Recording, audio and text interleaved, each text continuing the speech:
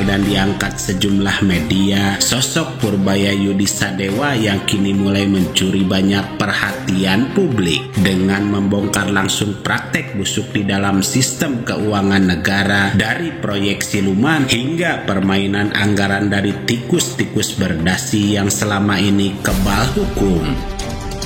Purbaya yang disebut memiliki gaya yang berlawanan dengan sang mantan Sri Mulyani yang dikenal hanya bisa menaikkan pajak di tengah maraknya korupsi dan penyimpangan keuangan negara semasanya menjabat, yang disebut hanya tunduk dengan menjadi bonekanya Jokowi.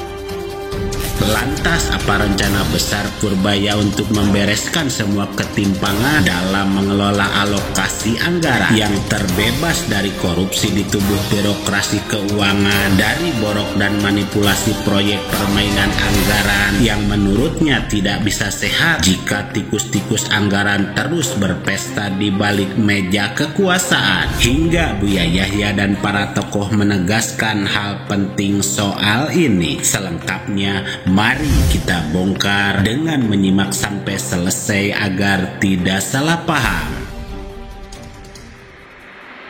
Dan kita mesti memiliki layaknya begitu ya, pantasnya memiliki pejabat yang satu karakter dengan beliau itu lebih banyak, karena akan lebih asik dan tidak kita tidak bosan melihat formalitas yang ada dalam diri para pejabat itu.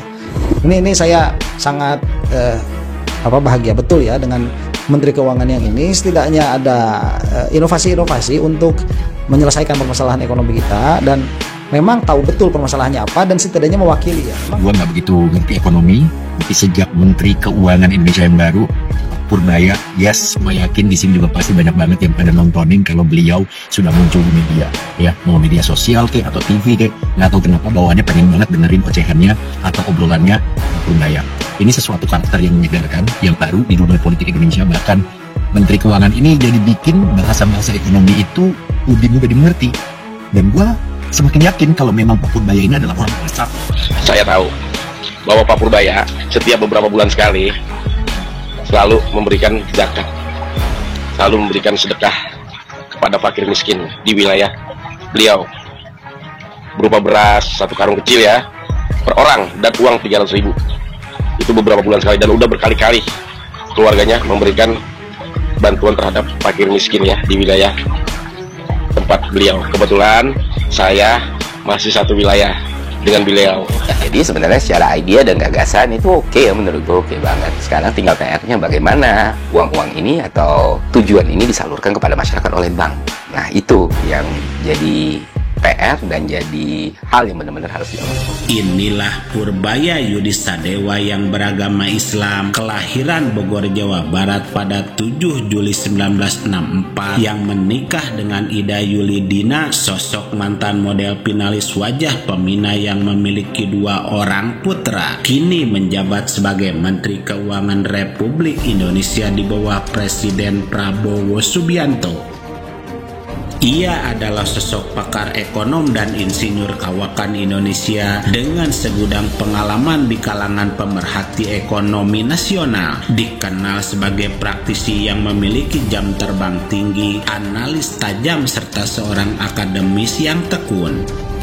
Ia memiliki gelar jurusan Teknik Elektro dari Institut Teknologi Bandung, sementara gelar master dan dokter di bidang ilmu ekonomi diperolehnya dari Universitas Purdue, Indiana, Amerika Serikat. Segudang karir di pemerintahan sebelum menjabat sebagai Menteri Keuangan menggantikan Sri Mulyani sekarang, mulai dari staf khusus bidang ekonomi Menteri Koordinator Bidang Perekonomian, anggota Ekonomi Nasional, Deputi Bidang Pengolahan Isu Strategis, Kantor Staf Presiden RI, staf khusus bidang ekonomi dan Koordinator Bidang Politik Hukum dan Keamanan, Deputi Bidang Koordinasi Kedaulatan Maritim dan Energi, Ketua Dewan Komisioner Lembaga Penjamin Simpanan, anggota Kamar Dagang dan Industri, hingga Gubernur OPEC dari Indonesia dan sederet prestasi lainnya. yang meski memiliki sederet kebijakan yang di awal memang menuai pro dan kontra di masyarakat terkait pernyataan tuntutan rakyat 17+8, kontroversi anak Purbaya soal agen Amerika yang menyamar menjadi menteri yang tertuju pada Sri Mulyani, hingga reaksi publik dan pasar keuangan dengan mengkritik Purbaya yang dinilai terlalu percaya diri dan meremehkan kritik publik. Dan mesti sejumlah kontroversi tersebut, sosok Purbaya disebut banyak membawa angin perubahan, dengan banyak yang menyebut bahwa ia adalah seorang pakar dan spesialis ekonomi makro, pasar modal, dan manajemen resiko kawakan yang memiliki visi ekonomi inklusif dan berkeadilan, yang tegas terhadap korupsi dan kebocoran sistem, terhadap tikus-tikus anggaran yang mendorong reformasi keuangan secara struktural, memiliki visi yang baik dan jujur, inovatif dalam mendorong perputaran ekonomi, komunikatif dan terbuka pada evaluasi terhadap masukan publik dan kebijakan dari kritik parlemen atau masyarakat sipil.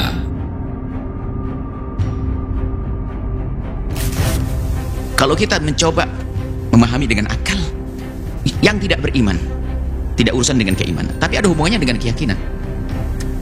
Dipasrai uang, tolong simpan, ada auditnya, ada penguatan, ada kontrolnya, segala macam, dan kontrolnya ketat banget. Wah, ini kalau menggunakannya nggak bisa macam-macam ini. Kalau nyeleweng sedikit ketahuan, nanti penggal leher sama raja. Kalau dia yakin rajanya serem, rajanya pasti dengan kekuatannya, kemudian kontrol keuangan juga pasti rapat dan sebagainya, kira-kira tanpa urusan keimanan, dia melaksanakan amanat dengan benar atau tidak? Pasti dia akan melaksanakan dengan benar, karena ngerti apa? Dipantau ini. Semua yang disuruh membagi-bagi, dia ngerti setiap yang dibagi nanti akan ditanya, kau dikasih berapa, kasih berapa, kasih berapa. Kalau sampai ketahuan berbohong, nggak benar, wah saya akan dihukum. Tidak ada urusan dengan keimanan, tapi dengan keyakinan bahwa akan dikontrol. Kemudian setelah itu ada hukumannya jika salah, dia menjalankan amanat dengan benar kok. Jadi urusannya adalah dengan keimanan. Makanya ini surat Al-Mu'minun, orang-orang beriman. Kalau imannya benar, ya ini akan mudah menjalankan amanat. Kalau orang jujur, biarpun dikasih dibebani seberapapun, minta manhu bikin toren ibaratnya, kau diberi amanat biarpun dengan harta yang sangat luas, maka dia akan menjalankan amanat. Tapi kalau sudah mengkhianat, biarpun sekecil apapun, dia tidak dilaksanakan, nggak mampu dia. Ini kalau sudah bicara amanat, ini kan urusan dengan Allah, dengan manusia. Kalau sudah sifat amanat tidak ada dalam diri seseorang, orangnya namanya amin. Jadi orang amin, orang yang amanat ini adalah nyaman. Dia sendiri yang nyaman, bagi orang lain juga nyaman. Anda pun senang dengan orang yang amanat. Sehingga yang tidak amanat paling membahayakannya orang amanat. Nah, kita perlu cerdas betul hari ini. Wah, hebat. Hebat cerdas menjalankan amanah. Semoga Allah memberikan kepada kita kekuatan untuk menjalankan amanah. Segala sesuatu yang Allah berikan kepada kita adalah amanat untuk kita jaga. Kita kembalikan kepada Allah. Keluarga amanat, harta amanat, tahta amanat, karyawan amanat. Semua bersama kita adalah amanah yang Allah bebankan kepada kita. Ayo kita laksanakan amanah, kita jaga dengan benar, sehingga imbalannya adalah kedekatan kepada Allah, ridho Allah, surga Allah, kemuliaan di dunia dan juga kemuliaan di akhirat.